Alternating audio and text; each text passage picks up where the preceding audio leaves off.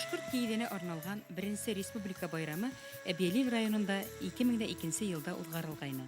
Республика халык ижады үзәгенең Keçe işleme sanatına ithaf edilen Cumhuriyet çapındaki ilk bayram Ebiyelil bölgesinde 2002 yılında yapılmıştı.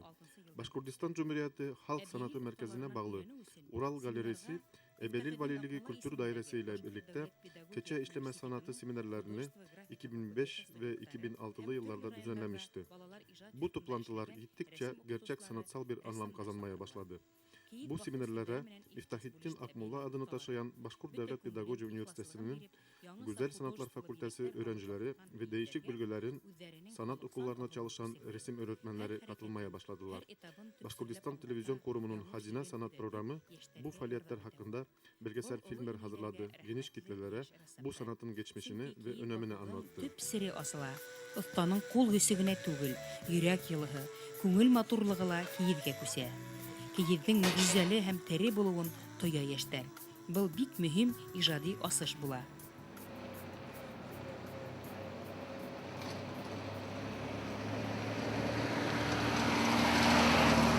Этот проект действительно уникальный. И здесь инноваций очень много. Изначально, например, мы соединяем праздник Шажыре-Байрам и праздник Войлока. Вот, казалось бы, две разные вещи, казалось бы. Но дело в том, что это вещи неразъединимые. В истории народа, в культуре народа эти вещи вообще нельзя разъединять. Keçe işleme sanatı Başkurt halkının esas uğraşlarından biridir. Bu el işi sanatının tarihi, halkın tarihiyle iç içe geçmiştir. Keçe bir ev gereci olarak maddi zenginliktir. Bunun yanında biz sanat olarak Başkurt halkının manevi kültür düzeyini de yansıtmaktadır. Yöre halkının tarihi ve şeceresi bu sanatı ayakta tutmasıyla bizleri sevindirmektedir. Он практически был незаменим от рождения и до смерти. Отрывать шажире от тех ремесел, которыми народ жил, мне кажется, в общем, неправильно. Соединение войлока и шажире – это очень органично. В других местах может быть соединение паласного ткачества с шажире, тоже органично. Где-то пуховязального и, значит, родословной. Нельзя в отрыве человеческую жизнь рассматривать от умений человека, от его ремесел, от его традиционной культуры, традиционного декоративного искусства. Чем согрет каждый человек, что их объединяло, мне кажется, это очень важно. А вот Войлок, например, он проходил через всю историю.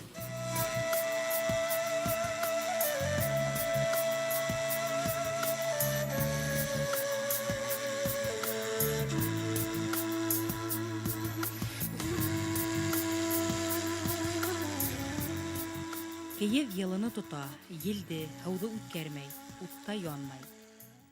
Keçe sıcak tutmaktadır. Rüzgarı ve suyu geçirmiyor. Ateşte dayanmaz. Birkaç tür yünü katlayarak özel basılmış keçe, kalkan, ok ve kılıçtan da güvenli şekilde korumaktadır. Kalın, büyük keçe suda da çabuk batmaz. Bu yüzden belirli zaman için keçeyi sandal veya küçük köprü olarak da kullanmak mümkündür. Ev iktisadının her durumu için özel keçeler basılır. Sağlam ve kalın keçeden çadır kurulur. Kuş tüyü gibi hafif ve ince keçeyi atın sırtını örtmek için kullanırlar. Oturma ve yatma döşekleri, özel giysi ve hafif çadır içinde kullanılan türler vardır. Kısacası keçe yıl boyunca her yerde gereken döşeme amaçlı malzemedir.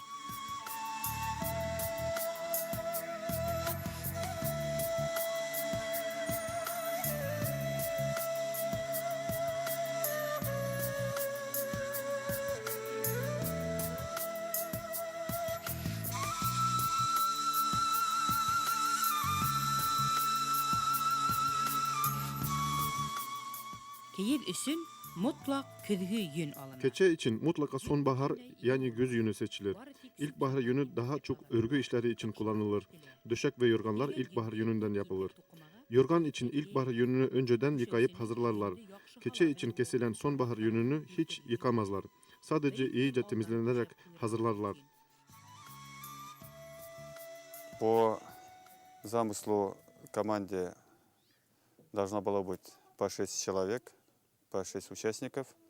Команда должна была привести уже готовые свои мысли в виде эскизов, картонов. Projemize göre bu sefer keçi seminerine 6'şar kişilik 5 takım katılmıştır. Ev ödevi olarak konuları daha önce belirlemiştik ve genç ustalarımız eskizlerini evde hazırlayıp getirdiler. Bizler de jüri üyeleri olarak ressamlarımızın becerilerini objektif şekilde değerlendirmeye çalışacağız. То есть вот в этот раз уже задачи были осложнены именно содержательной стороной. Если первые семинары смотрели больше, может быть, на местных умельцев, мастеров, учились у них, теперь уже местные мастерицы, мастера смотрят уже на участников. Учатся, как выкладывать рисунки сложные, как использовать цвет и как использовать уже более сложные сюжеты. Это вот интересное явление, обогащение такое взаимное.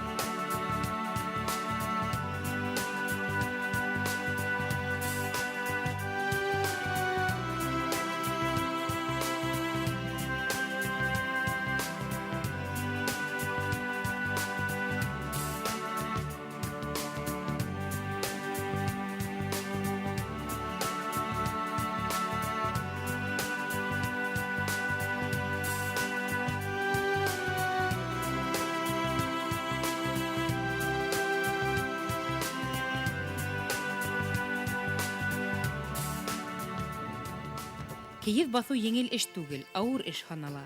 Keçe basma zor ve ağır bir iş sayılmaktadır. Onu yalnız yapmak hiç mümkün değildir. Bu yüzden keçeyi kalabalık bir muavenet yoluyla işlerler. Eli, bileği güçlü, kalbi sağlam, solunum yolları temiz insanlar davet edilir. Nöbetle bu işi yapmaktadırlar.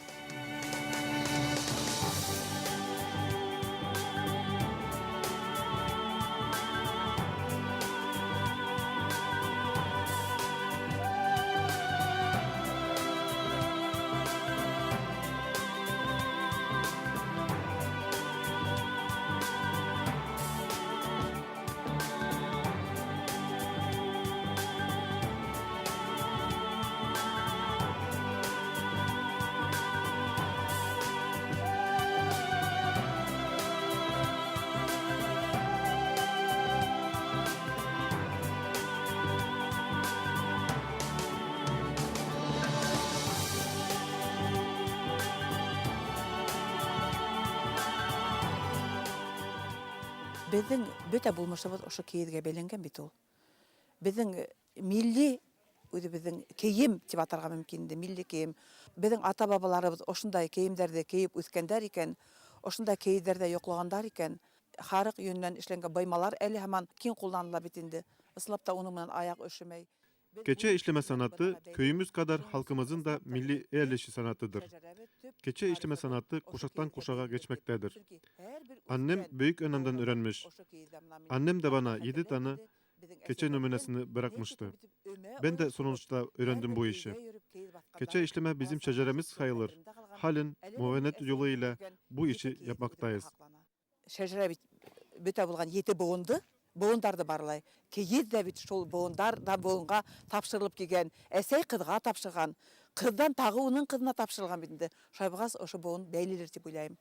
Земля же очень богатая, вот каждая деревня имеет свои традиции, да, вот так вот. И вот уже здесь выясняем, что каждая деревня имеет какие-то свои вот скрытые возможности в технологии, да, вот так вот, секреты технологии, да. Мы, наверное, вот в последнее время увлеклись художественной стороной, вот можно так назвать, и забыли несколько сторону, вот первоочередную, технологическую. Biz keçe işleme sanatını gerçekten de bir sanat olayı olarak görmekteyiz. Sanatsal tarafını ön plana çıkartmışız. Halbuki gelecekteki seminerlerimiz keçe işlemenin teknolojisi ile ilgili olmalıdır. Her ustanın kendi sırları vardır. Yani biz bu ustalardan dersler almalıyız. Keçenin nasıl daha kaliteli yapıldığını öğrenmeliyiz. Bu ustaların tecrübelerinin genç ressamlara geçmesini sağlamalıyız. Семинары будут проходить, уже их надо организовать по принципу полезности, в том плане, что должны быть мастер-классы именно мастеров, народных мастеров. Традиционные способы валяния надо освоить очень хорошо. Охватить надо все то, что возможно, потому что те мастера, вот, к сожалению, большому уходят, а молодежь должна это все освоить и потом уже передавать своим ученикам. Вот мы говорили раньше восстановление, возрождение. Я думаю, что это уже произошло. Но теперь уже надо развивать. Вот чтобы развивать, надо готовить кадры. Цель, насколько можно выше поднять искусство. Волговаляние — это основной вид традиционного народного башкирского искусства. Есть валенки, есть кошмы. Вот из войлока можно сделать и полотна очень красочные, потом из войлока можно изготавливать и одежду очень красивую, И украшения. украшения. То есть вот очень широкий спектр возможностей.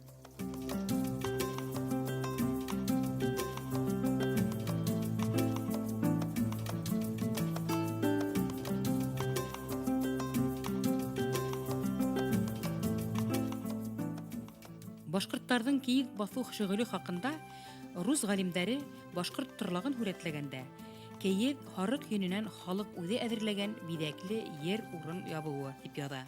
Başkurtların keçe basma uğraşları hakkında ilk malumatı 18. asırda Georgi kaydetmiştir. Keçe basma düzenini de o öğrenmiştir. Rus bilim adamları olan Çerimşanski ve Kazantsev, Başkurt ev barınaklarını tasvir ederlerken, keçe halkın koyun yününden hazırladıkları desenli malzeme ve oturma ve yatak yerlerini örtmek için kullanırlar diye yazmaktadırlar. Rudenko'nun Başkurtlar isimli tarihi ve etnografik çalışmasında keçe basma Başkurt halkının esas uğraşlarından biri. Onlar kalın ve ölçüsü büyük keçeleri atlar yardımıyla basmışlardır diye çok enteresan bilgiler vermektedir. At ile keçe basmanın ne olduğunu belki de ileride yapılacak seminerlerde göreceğiz.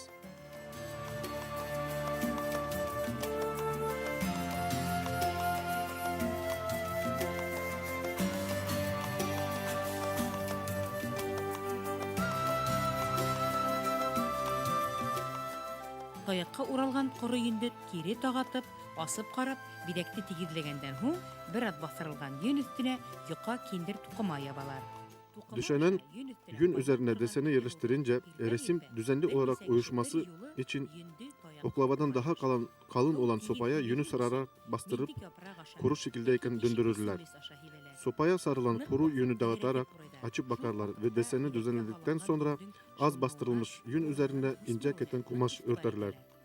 Kumaş üzerinden yünün üstüne kaynayan suyu serpiştirerek birkaç kişi hep birlikte yünü sopaya sarmaya başlarlar. Suyu eşit şekilde serpmek için yaprak ya da süzgeç kullanılır. İyice bastırıp döndürerek sararlar. Aynı zamanda desen için kullanılan yünün kaymaması için dikkat edilir. Bu çok mesuliyetli ve önemli vakittir.